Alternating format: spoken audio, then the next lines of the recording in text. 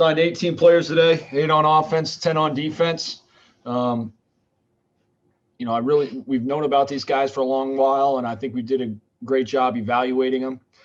We didn't have very many that actually played their season. We only had 2 guys that actually ended up playing their senior season. We had a pretty regional breakdown when you look at it. We had 5 from the state of Virginia, 6 from the DC, Maryland area, 3 from North Carolina, and 4 from Pennsylvania.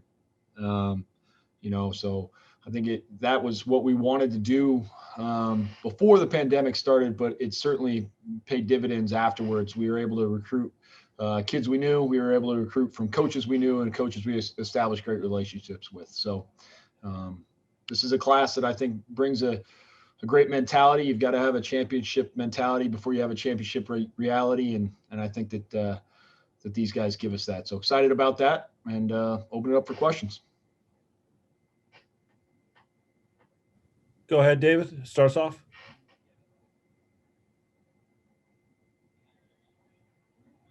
I think you're on mute. I'm muted. Ricky, what was the recruiting process like in terms of in-person visits, phone calls, texts? I mean, was it all pretty much virtual? Yeah, there were no in-person visits. The only time they could have visited us would have been in January.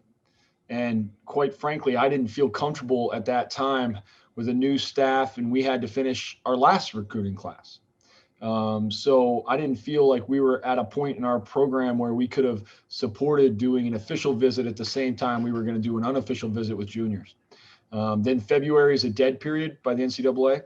And then March, we had an early spring break, which led us right into the pandemic, which has been dead ever since. So many of these kids are not, I shouldn't say that, all of these kids, none of them met with us face-to-face in person on this campus. Not one of them. Some of them did tours on their own and things like that, but there was zero interaction with these kids. There was a lot of Zoom calls, a lot of FaceTimes, a lot of text messages, a lot of group texts, all those sort of things, but there was no face-to-face interaction. How much does that water down the recruiting in your opinion? I mean, in other words, does it scare you to not have at least sat down and had dinner with some of these kids? No, it doesn't scare me. Obviously, you'd love to be able to interact with them and give them the reward, quite frankly, of an official visit so that their family can be celebrated while they're here on campus. Get to know our coaches a little bit better, get to know my wife and my children, get to know our coaches' wives and fiancés and things like that. I think that would be really important. But in terms of watering it down, I don't think so. I mean, I've been able to recruit and get to know these kids as well as any group that I've ever recruited, just because of all the time we've had. Scott Cash. Coach, you said the players believe in your championship vision at ODU. Given your limited amount of time at the school and not having a season last year, how hard a sell was that? I think it was helped by the fact that many of them didn't play. So it wasn't like it was like, well, I'm playing, I don't see why they're not, and those sort of things. I mean, like I said, Maryland high schools didn't play. Virginia high schools didn't play. DC high schools didn't play. North Carolina high schools didn't play. So, and Philadelphia high schools in Pennsylvania didn't play. So you're looking at a lot, all those guys. I think that was part of it. I think it was just, our staff tends to be pretty genuine and pretty honest, and we didn't hide from it or hide from anything. We met everything up front and answered anybody's questions and those sort of things. And I think that was very helpful and one of the reasons why they were able to stay with us.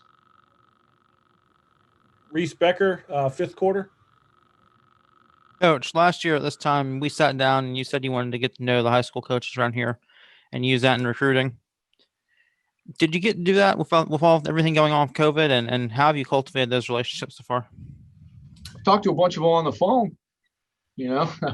I've talked to a bunch of them on the phone. I've talked to a few of them today. I took time to reach out to a certain number of coaches every day and just kind of get to know them a little bit better and try to cultivate those relationships. But also, I think that we had a really good our assistant coaches did a really good job with that. So that was huge, you know. So that was something I think they've done a nice job. But also we did have one coaches clinic before the pandemic. We had it in February. So it's, you know, you can still do those. And we were able to have a really, really good coaches clinic where I got to meet some of those guys and get to know them. And I thought that was, you know, really important to just getting us out there and people being able to see what our coaches are all about.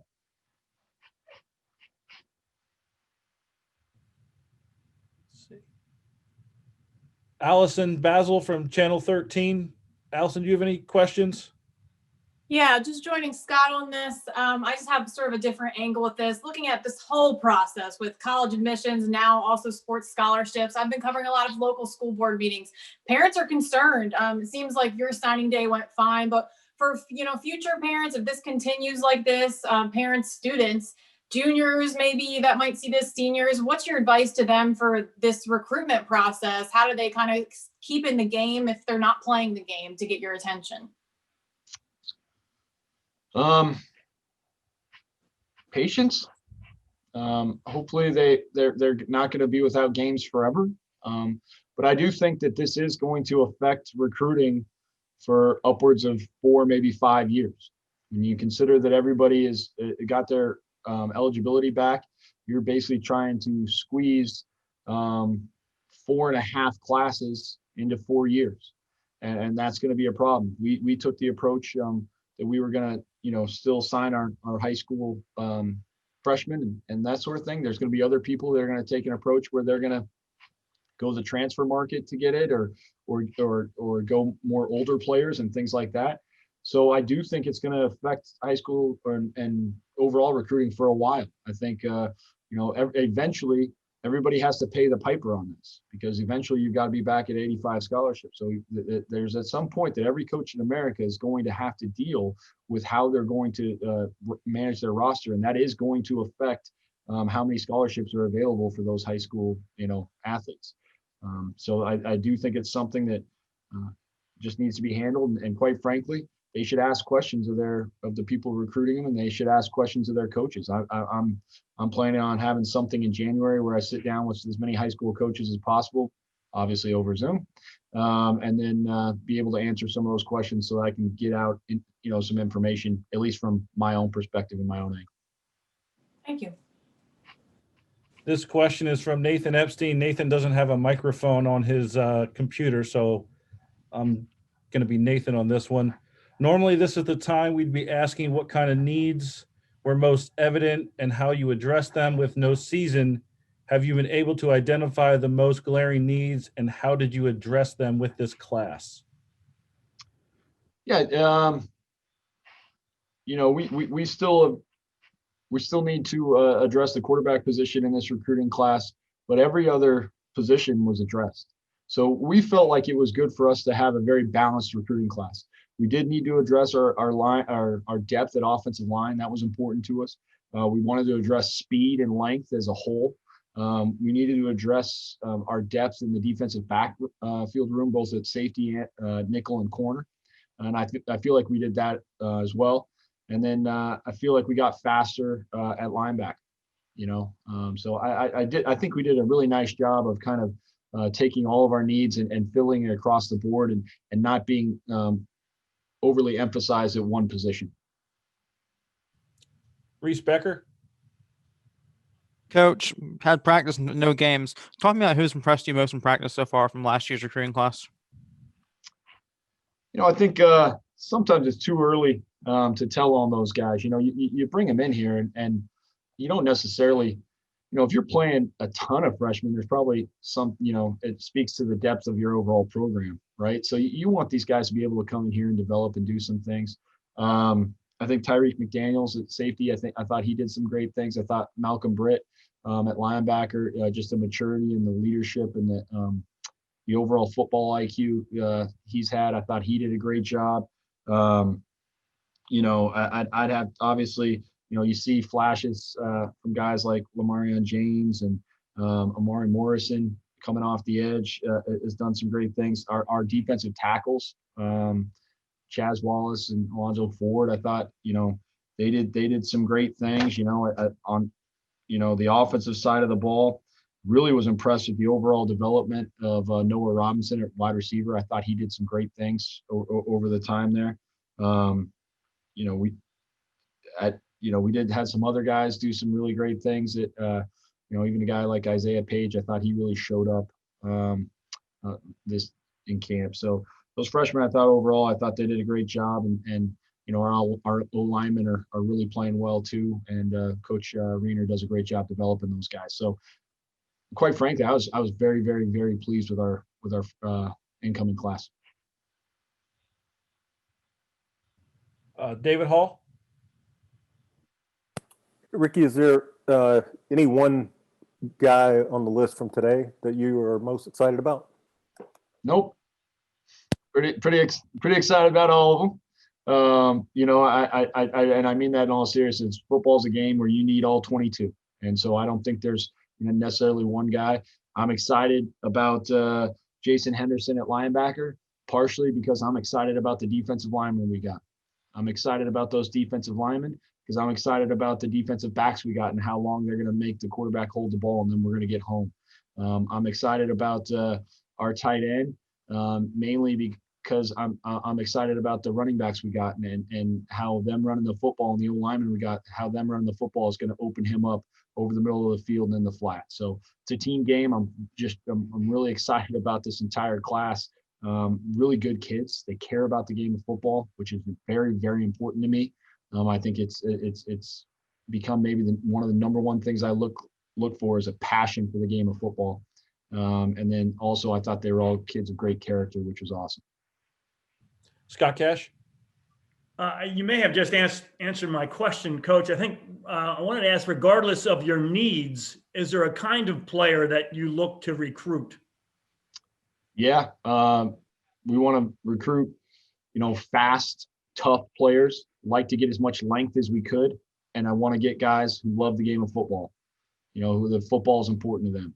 And then quite frankly, I want guys who care not only about the game of football, they care about their teammates and they care about their education. And if you can get guys like that, you're going to feel pretty good about the team that you build from there. Reese. Coach, this is your second strong recruiting class in a row. You see what's going on in a place like Coastal. Do you see ODU having a rise like that? I think we're going to have to go one game at a time there. Coastal went one game at a time. They just happened to do it for 10 or 11 in a row there. And they did a great job, and I have a lot of respect for that coaching staff. They do a nice job, and the way they run that program, they do a good job. But I'm excited about what we're building, but we're going to go one day at a time, one practice at a time, one game at a time. And right now, our most important thing is finishing out these finals and doing a great job. Finishing out obviously these guys aren't done yet at this signing class too. They got to get their academics done and all those sort of things. They're on a great path, but they still got to finish strong.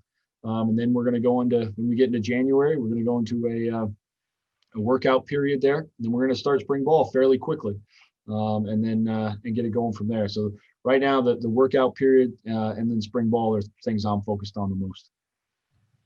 David, did I see your hand pop up? On your list is Jordan Bly. How much does his pedigree appeal to you, and did you have to compete with his dad again here? His dad has been great to deal with. Obviously his dad has a lot of pride in this area, and really, it was one of the things I really enjoyed is getting to know his father. But his pedigree mattered to me because he is a very naturally confident kid. And Jordan's a confident kid. He's got, obviously he's got a great skill set. I'm really, excited about how he runs routes and his understanding. He was coached very well in high school. And so I'm excited about what he can bring to us very, very early in his career. Coach, another one here from Nathan Epstein. What have you seen out of the quarterback spot during practice? Does anyone have the upper hand of some kind going into spring ball? Yeah, I thought our quarterback room made a bunch of improvements during the practices in the fall. No one has the upper hand, and we're not anywhere near being ready to name a starter.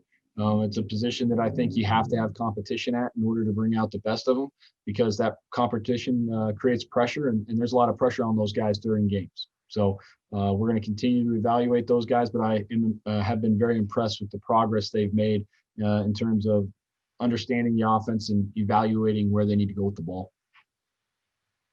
We might need to start a GoFundMe page for Nathan. We get him a computer with a thing there. All right, because I need to know your voice or whatever too. We'll work on that after this. Any other questions, guys? Megan, anything from you? You're not on my main screen. I can't see you. No, everything was answered. I'm good. Thank you, though. Nathan, anything else in the chat from you? All right, I think we're good, guys. Coach, All right, thanks for your thank time. you, everybody. Like I said, I'm excited about this, and anybody else has questions, go through Eric and get it done.